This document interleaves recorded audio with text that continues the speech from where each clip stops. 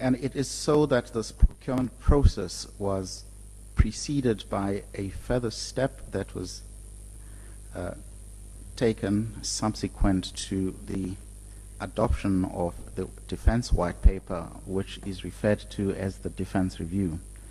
And it is during that process where the views of the public in general were obtained. Do you confirm that? Yes, Commissioner, with regard to that, I would say that we were sensitive to the fact that there's a particular history that attaches to the armed forces here, in that the SADF, South African Defense Force, was part of the forces of repression.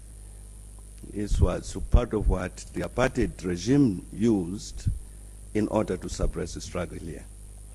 So we're sensitive to the fact that it was necessary in a democratic South Africa to reposition the National Defense Force in the eyes of the people of the country.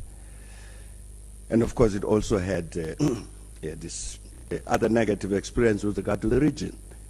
The SADF had been a big source of instability in the region, lots of people killed and destroyed and so on. So we thought it was important that the population as a whole should really have a new attitude towards the National Defense Force, and therefore that even these matters about equipping it and so on, there should be a kind of a national ownership of this.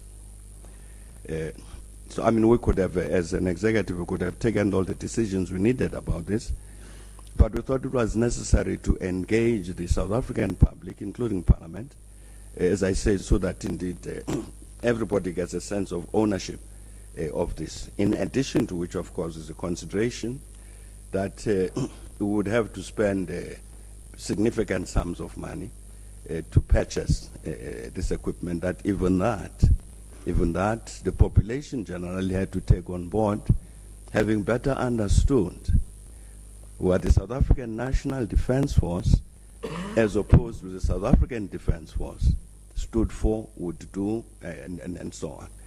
And indeed, we're very pleased that that very inclusive process of consultation with the population came out with an outcome which said to us in government that indeed we'd managed to that extent to shift the attitude of the population towards the National Defense Force, away from what the population would have known of the apartheid Defense Force, to understand that here you have a new entity consistent with this new South Africa.